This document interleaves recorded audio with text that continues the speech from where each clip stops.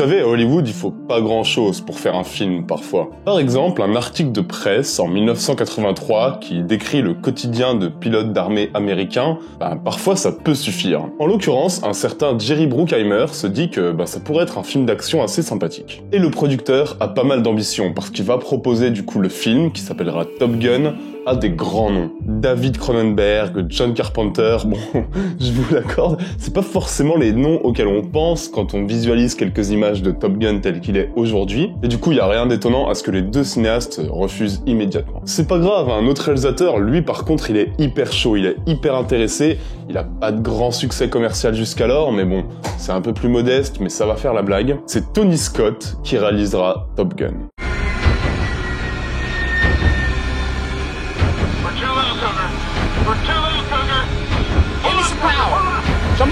À partir de là, tout va aller très vite et le casting se met en place. On va contacter littéralement tout Hollywood pour incarner Maverick, le personnage principal. Et quand je dis tout Hollywood, ça veut dire des Sean Penn, des John Travolta, des Jim Carrey, mais même des dizaines d'autres en fait. Mais secrètement, tout le monde rêve d'un nom, Tom Cruise. Tom Cruise qui est un acteur en pleine expansion, une superstar en devenir, on sait que ça va devenir un monument du cinéma, juste qu'il l'est pas encore, et Top Gun pourrait bien être le film qui le propulse, le film qu'il lui faut. Du coup, Tom Cruise dit non, Jerry Bruckheimer lui dit « Ouais, mais c'est payé $1 million ».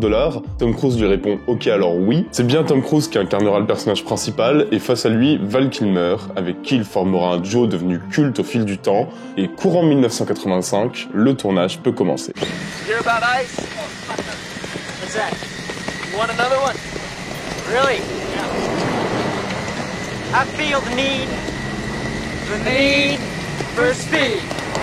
Un tournage qui part avec 15 millions en poche et qui est loin d'être facile, la difficulté première étant, bien sûr, les scènes de vol, pour lesquelles toute l'équipe sera bien aidée par la US Navy, en échange de la promesse de faire un film élogieux sur les pilotes américains, ce qui se voit beaucoup quand on regarde Top Gun finalement. Et il y a eu des problèmes sur le tournage, des pilotes qui se crashent, des caméras fracassées, un réalisateur parfois dépassé, et des acteurs qui ont du mal avec certaines séquences. Par exemple, Tom Cruise, il détestait les séquences de vestiaire, et concrètement dans Top Gun, il n'aimait que les plans de voltige. Mais peu importe, Tony Scott parvient quand même à mobiliser tout le monde autour d'un projet commun, et le 16 mai 1986, Top Gun est prêt à déferler sur les écrans américains.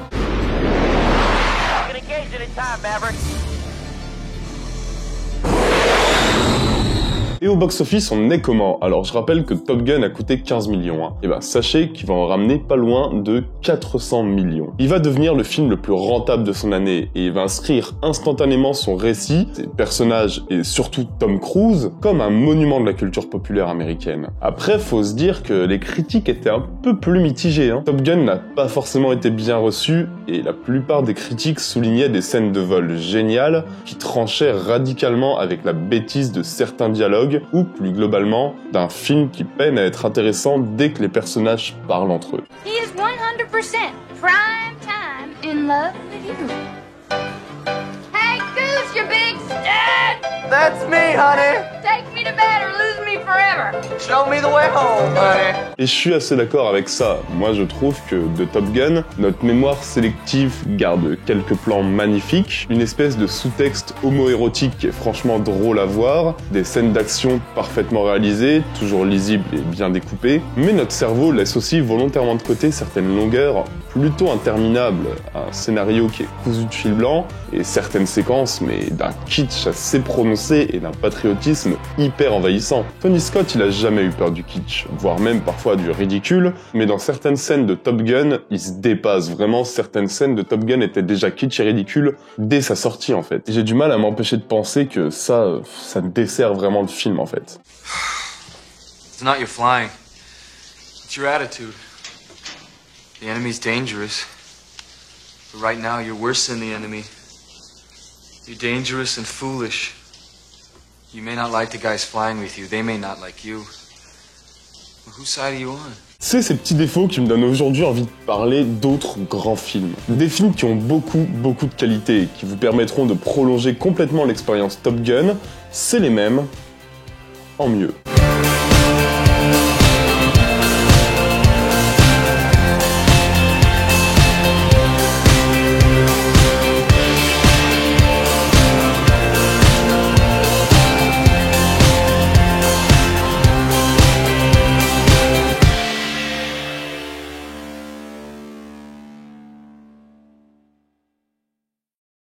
Bon, et pour commencer, on va faire un tour du côté de la Corée du Sud. Et les gars, si vous trouvez que parfois Top Gun est too much, si vous trouvez comme moi qu'il va un peu trop dans le kitsch et dans le ridicule non assumé, sachez que vous allez vous régaler parce que le film dont je vais vous parler est un gigantesque bordel. Ce film s'appelle Wind Fighter.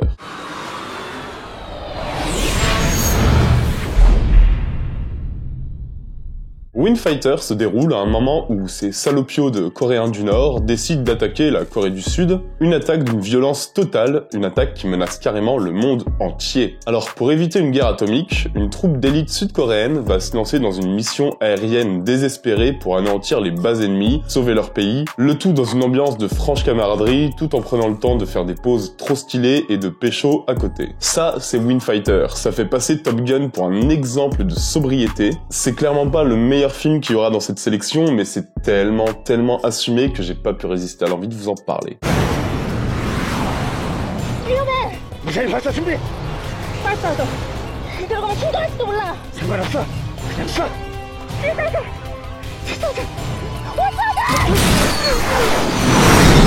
Alors je le précise, mais j'imagine que vous l'avez compris, ne vous attendez pas à un monument de réalisme, ça va loin, très loin. Les phases aériennes sont extrêmement spectaculaires, très bien chorégraphiées et photographiées certes, mais absolument dans l'abus. Mais le gros point fort de Wind Fighter, c'est son humour en fait, c'est sa manière de nous surcharger d'action et de clichés tout en jouant avec nos attentes. À aucun moment on est dans un film sérieux, et c'est bien ça qui sauve un scénario qui coche toutes les cases. La tête brûlée, le beau gosse un peu casse-cou, la romance, le pilote rival, bref, tout ce qui est dans Top Gun et tout ce qui est un peu envahissant dans Top Gun, ici ça l'est beaucoup moins parce qu'il y a une sorte de recul, une sorte de second degré qui fait vraiment du bien.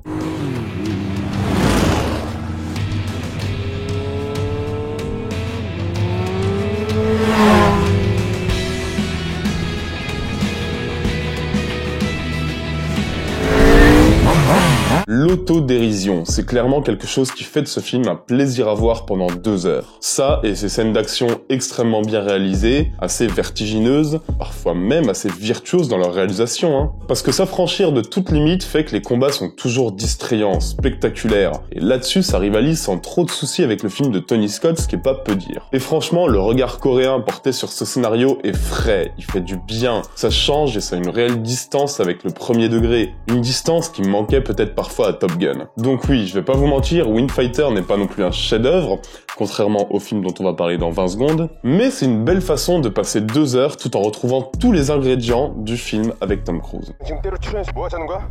피나님 어떡하죠? 적기가 도발하지 않는 이상 선제 공격은 하지 않는다.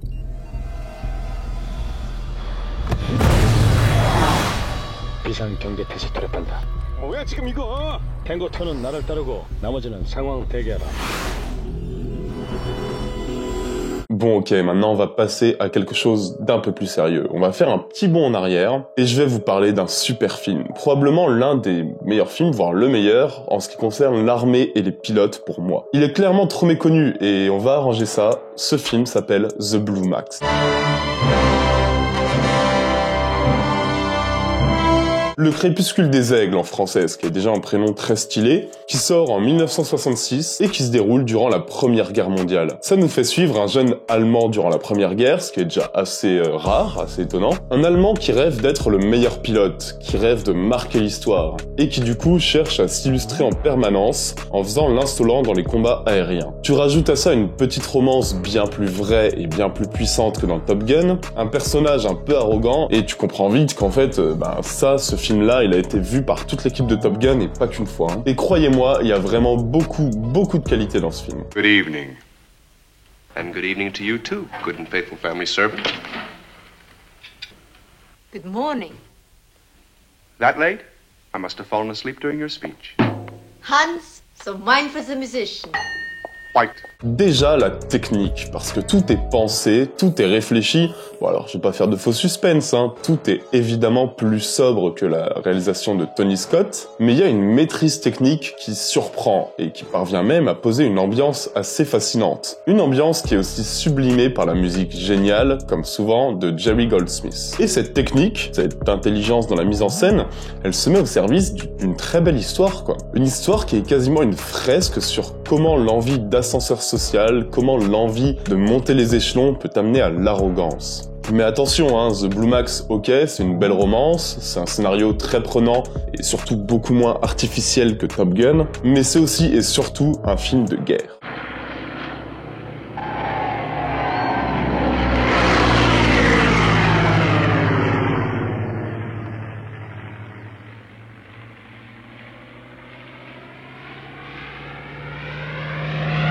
Et niveau combat aérien, on va être servi et c'est du grand spectacle. Surtout pour un film qui a maintenant presque 60 ans, quoi. C'est un film qui a vraiment pas vieilli, qui a l'intelligence de nous livrer ce qu'on veut, avec une science du découpage qui rend toujours l'action lisible, et surtout, c'est un film qui est très généreux, quoi. Du coup, je vois pas vraiment ce qu'on peut demander de plus, parce que The Blue Max, il a tout ce qu'on voudrait voir dans un film sur les pilotes, l'aviation et l'armée. Une romance qui sonne vraie, ce qui est assez compliqué, un personnage ambigu et très charismatique, de l'action à foison, une économie de séquences de dialogue pour se focaliser sur l'essentiel.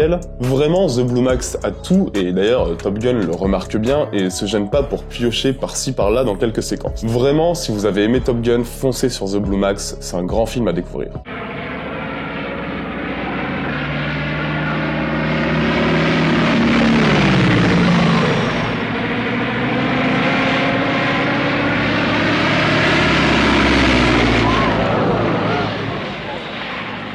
Et waouh, je viens de me rendre compte que j'ai encore 3 films à évoquer. Bon je vais les évoquer rapidement, brièvement, en quelques minutes, en quelques paragraphes. Le premier vient du fait, comme je vous l'ai déjà dit, qu'en fait, dès sa sortie, Top Gun a été remarqué pour des séquences hyper kitsch. Hyper kitsch, même pour l'époque. Du coup, il n'y a rien d'étonnant à ce que ces séquences-là aient été parodiées immédiatement. Et il y a notamment une parodie qui a été faite sur Top Gun qui est vraiment géniale, qui est juste hilarante, qui s'appelle Hot Shots.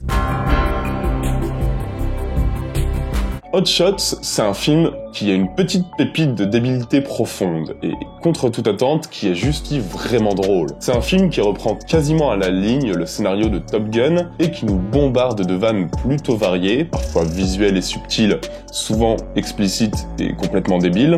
Mais on n'est pas non plus sur un scary movie, dans le sens où c'est un film très sympathique et bien plus drôle, qui s'amuse sur un terrain de jeu très facile, c'est-à-dire c'est très facile de parodier les films pro-armée, pro-US, un peu kitschouille comme Top Gun, qui s'amuse juste à filmer des acteurs en roue libre qui singent Tom Cruise tout en les mettant dans des situations qui n'ont aucun sens et qui sont vraiment surprenantes et toujours drôles. Franchement, pour passer une soirée à rire un bon coup, je vous conseille Hot Shots sans aucune hésitation. Ok, alors on va faire un truc un peu plus sérieux. Il y a aussi un film qui a forcément et très fortement influencé l'écriture de Top Gun. C'est un film où on retrouve tout ce qui fait le charme du film de Tony Scott. C'est un film qui a les mêmes qualités et parfois les mêmes défauts. C'est un film qui s'appelle Officer and Gentleman, qui nous plonge dans l'histoire d'un jeune officier qui suit des classes pour devenir pilote. C'est un beau gosse, un brin rebelle, provocateur, casse-cou, qui n'en fait qu'à sa tête et qui tombe amoureux de l'une des filles de la région, ce qui va le distraire un peu de ses missions de pilote. Le tout sur une musique bien kitschouille, bien années 80, mêlant love story et film militaire. Vous avez compris, juste tu remplaces Tom Cruise par Richard Gere, et clairement on est sur un Top Gun sorti 10 ans plus tôt. Moins de séquences d'action, mais des personnages beaucoup plus vrais et beaucoup mieux écrits, plus proche du grand mélodrame hollywoodien classique, mais c'est un film qui reste assez fascinant, qui reste assez intéressant, et si vous avez aimé Top Gun, vraiment, vous avez bien vu du déroulé que je vous ai fait, vous y retrouverez toute la narration, toute l'histoire de Top Gun. I want to fly jets, sir. My grandmama wants to fly jets. I wanted since I was a kid. We're not talking about flying, we're talking about character.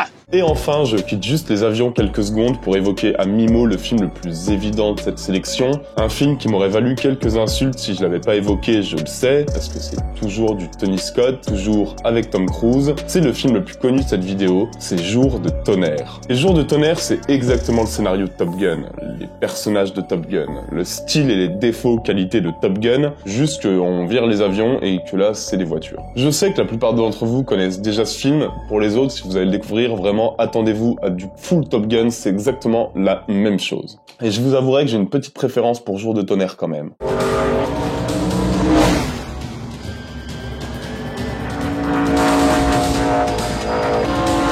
Voilà, j'espère que cette vidéo vous aura plu. Comme d'habitude, c'est vous. Eh ben non, cette fois, c'est pas comme d'habitude, les gars. Vous aviez voté pour Midsommar en mieux. Ça fait 6 mois que je le propose, au bout d'un moment, on va le faire.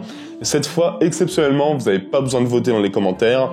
vous aurez la prochaine vidéo dimanche prochain. C'est comme Midsommar en mieux.